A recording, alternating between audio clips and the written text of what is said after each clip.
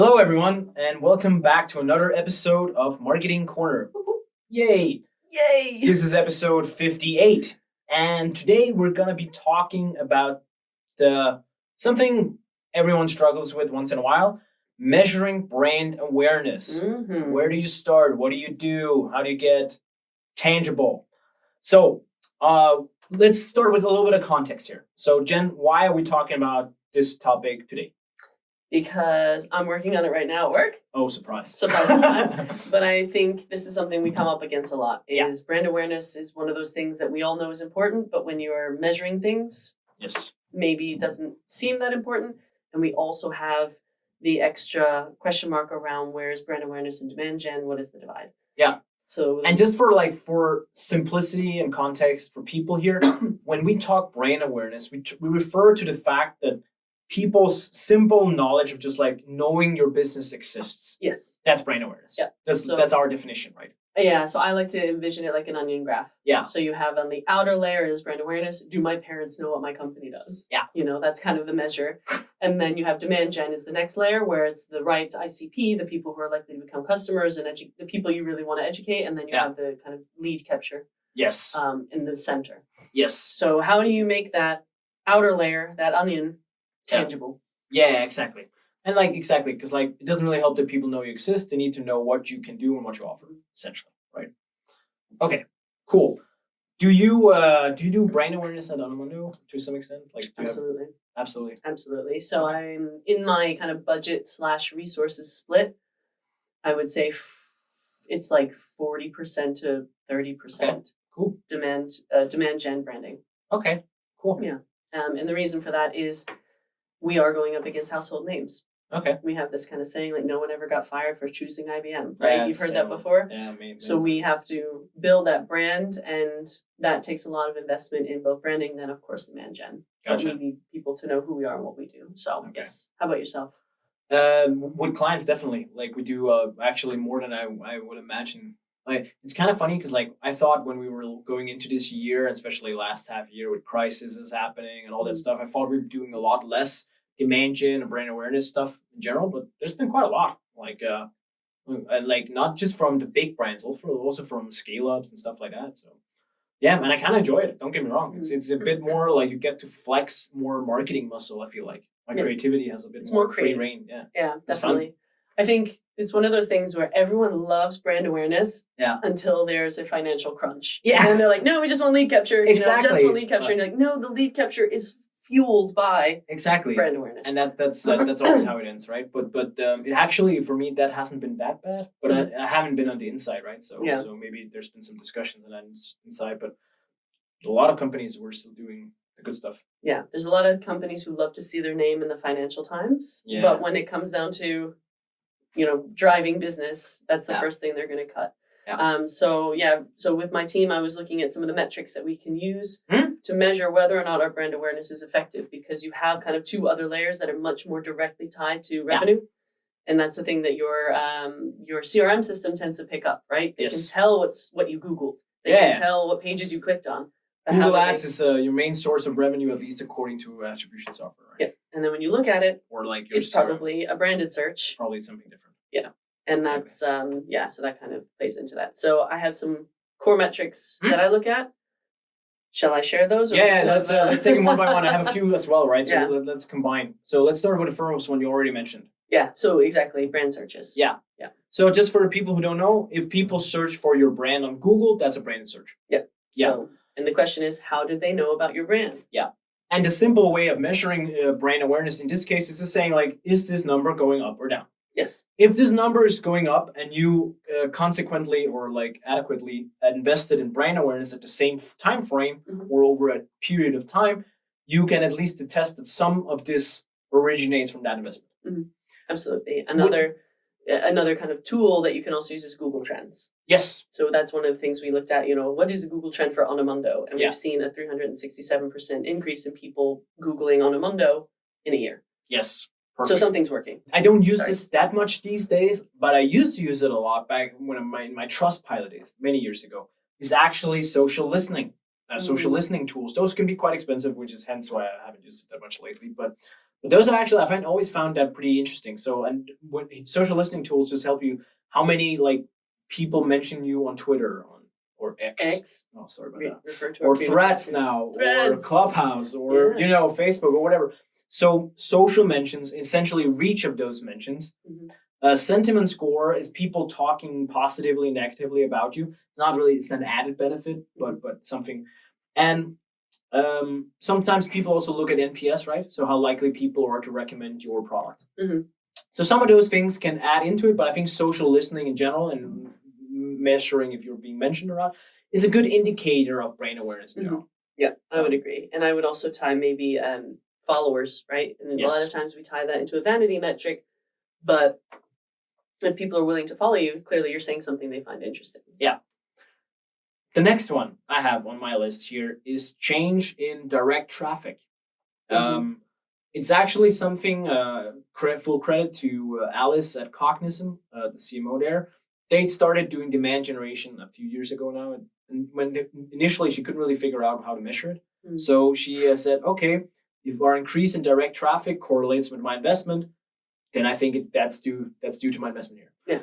And that suddenly did, like, in the beginning she was like, is this gonna work? And then she like, hey, we increased I can't remember, we invested 2%, and then suddenly direct traffic increased 2% or something similar for the same time period.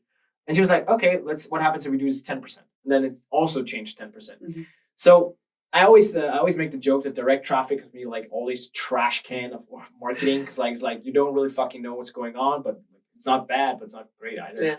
But here, that's actually the first time I was like, hey, that makes sense. So that's also what I do now when I try to measure brand awareness. It's like, for the same time period, I try to say, okay, your investment, does that correlate when you're increasing direct traffic? Absolutely. Yeah, and that's something, because again, it goes into, why would someone type that into their... Yeah, nobody just writes on amondo.com, right? No, like, doesn't exactly. really happen. Unless they're looking for Momondo, the travel agency, in which case... Oh, God, does that happen? Yeah, we always get, are you the travel guys? No.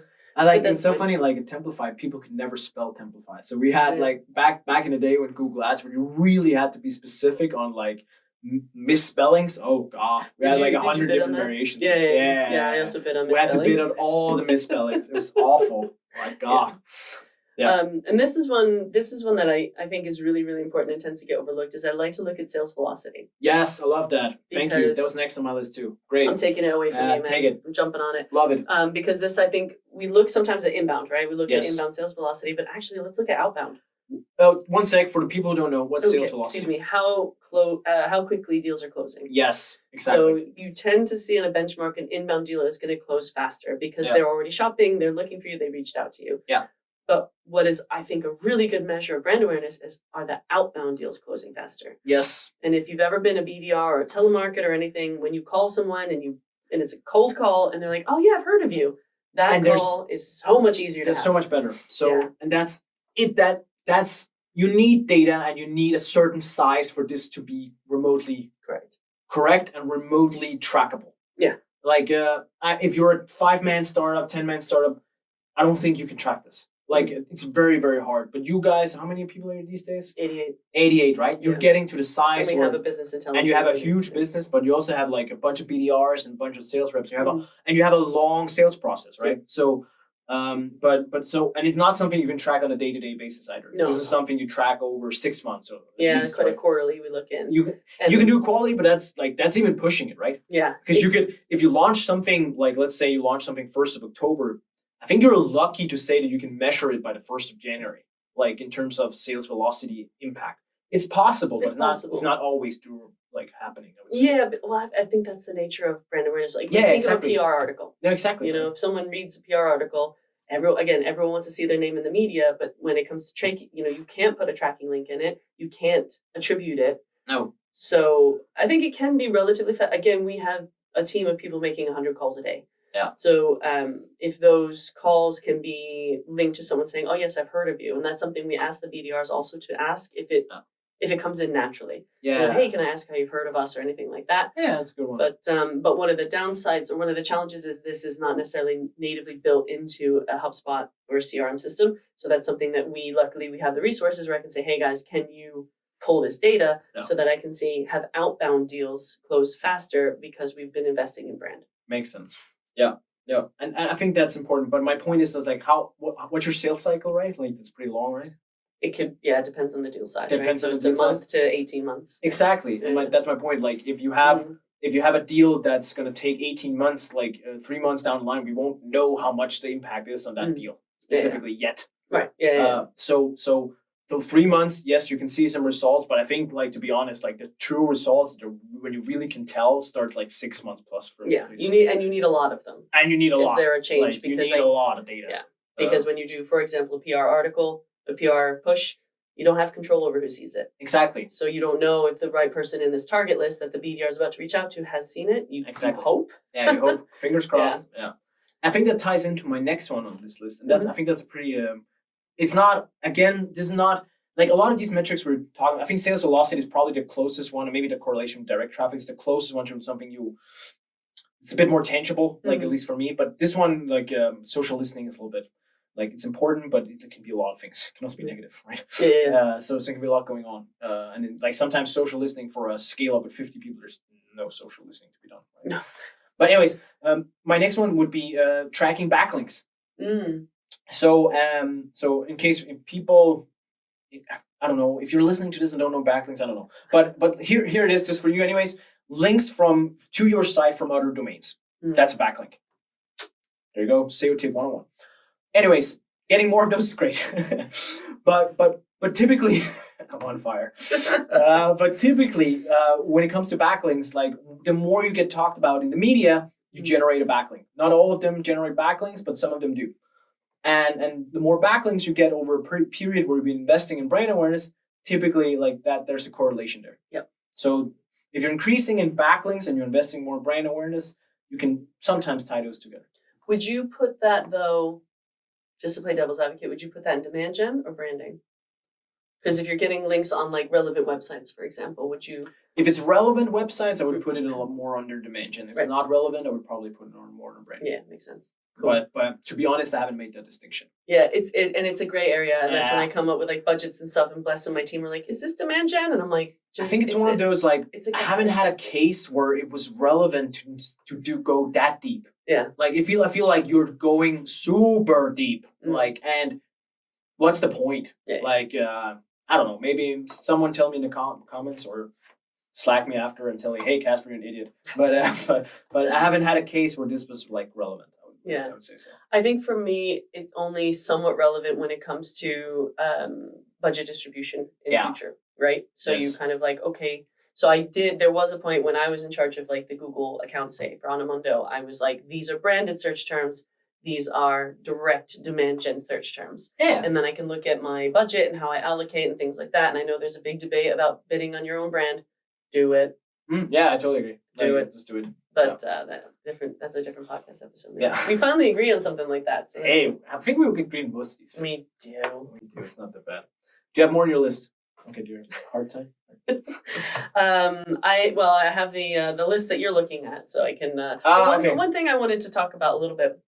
It's on your list, and I've seen it mentioned other places. Is brand recall. Yeah. Brand surveys. Yeah, like a brand recall survey. Yeah, exactly. Because I know that this is a function that they had in Facebook ads. I don't know if they necessarily have it on the other platforms. You can do recall studies on LinkedIn, but you have to have an account manager help you do it. Got it. Most of the time. Yeah. And you have to have a certain level of spend. And is that a good use of time? No fucking way. Thank you. We are 2 for 2 on agreeing here. This is great. And we when we released I got a message. I'm not gonna say who, but I got a message from someone we released last one of the episodes about toxic leadership, and I got a message. It was like, "Thank you so much for transparency. I love it. It's super cool." I was like, "Yeah, we're gonna spit the truth here." So if you're investing in these brand recall service, most of the time you're probably just wasting your money. Unless you're Coca-Cola. Unless you're like even in that case, like who gives a shit? Who gives a shit? But we're Coca-Cola, bitch. Yeah. So. I'm Rick James. But if you're smaller than Coca-Cola or IKEA or whatever, I just think that's a waste of time. And I remember maybe it was my LinkedIn account manager a couple of years ago, like, no, you should really look into this. And I was like, yeah, of course, because it costs money. Yeah, it costs money. Doesn't. Yeah. So that's my hot take on brand recall surveys. No, but I think it's fine, but it's just like, there's other things you could be using your money and time on. Exactly. Yeah. Right. There's we covered this a bit, but just like to have, I think InterService is separate column, like it's earned media coverage. Like it's just like PR mentions. So specifically PR mentions, right? So that goes to social selling, sorry. Social listening is like when people mention you on Threads, Twitter. Earned media is when Burson or Forbes or something writes a piece on their own or pushed by you maybe a little bit about you. And that's also that's a lot of brand awareness, a big part of brand awareness plays typically, right? Yep. But and if you use a PR agency, as we do, you get like a report of how many impressions, how many engagements, like they can kind of, I don't know if it's true, I don't know what tools they use, but it gives you an idea of at least the reach. Yes. Now tying that to revenue, very difficult to do. Yep. We're not even going to that. We're not going to entertain it. And if you're making your team tie this stuff to revenue, stop it. Yeah, it's stop. That's why like sales velocity is such a big one for me there. Like that's and overall I think like generally speaking, you want to tie as much of it to weighted pipeline. We always talk about this, right? Like tying it to revenue in that sense. But if your pipeline is increasing because of the activities you do over a long period of time, and you can somewhat attribute a lot of it to you're doing the right things. Yeah, I think that's how you need to look at this stuff. Yeah, and I think I mean a lot of marketers out there, a lot of our listeners, I know you probably get told when times are tough, shut out the fluff, cut out the fluff. Yep. I would almost double down on the fluff because everyone else is shutting down on it. Yeah, totally agree. Yeah, when everybody cuts, you double down. You double down because then you are the only voice in the room, and then that helps. What else you got? You can also just like in your Google Analytics, if you just still use that, you can look at the stuff like referral traffic. So if you start to get more and more referral traffic, that's directly correlated to some of the other stuff we just talked about. If you have earned media or if you had backlinks, then you get actual clicks to your site from those. You get some referral traffic. Boom. That's good. That's more brand awareness. Yeah. And it's also something to measure. The more your stuff you get of this, it's positive. Again, is it one of those things where like, we got a lot of referral traffic and we're not getting any revenue? Okay, cool. It's not really worth it. Yeah. But at the end of the day, it's one of those. I think the stuff we're covering in this episode is a mixture of a lot of things. Yes. Like you cannot measure brand awareness just based on one metric. You can, but it's not going to be successful. You need to figure out which are the ones that are most relevant to you. As an example, the social listening, that's not relevant when you're 50 people. Yeah. That might be relevant when you're like 1,000 people. Like Coca-Cola, fuck me, I can tell you, Dave, from experience, they invest a lot in social listening. Yeah. But should Anomondo invest a lot in social listening? Probably not. Unless you're like embroiled in some scandal, then exactly. Then it's maybe worth the time. Yeah. So, but I think you're absolutely right. We're painting a picture of what's working, and I can give you examples of times where I've had my boss in previous companies who are like, "Hey, nothing is coming through LinkedIn. Turn off LinkedIn. Turn up Google Ads because Google Ads is your number one driver of deals." But when you look at it, the number one search term was a branded search term. Oh yeah.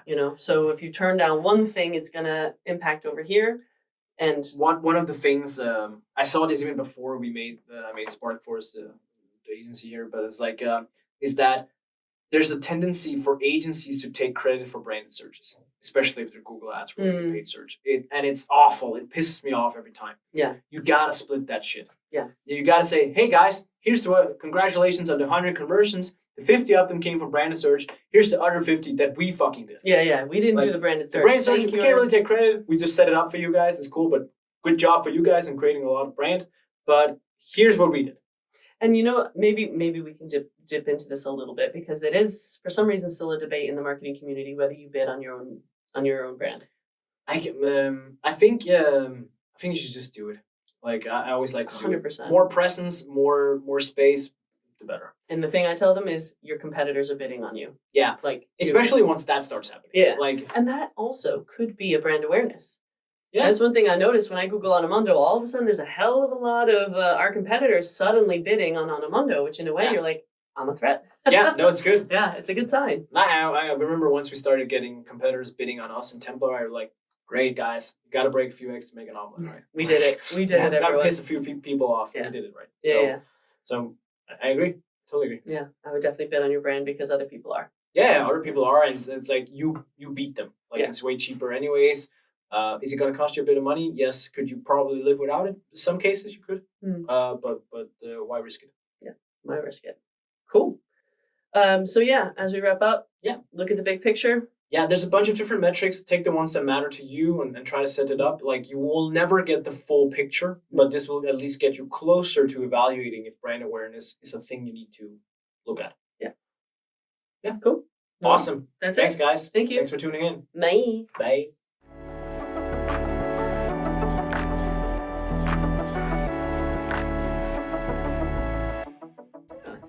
Turned out to be fun. Who knew? Yeah, that was great. Who knew metrics can be so fun? Yeah. We did.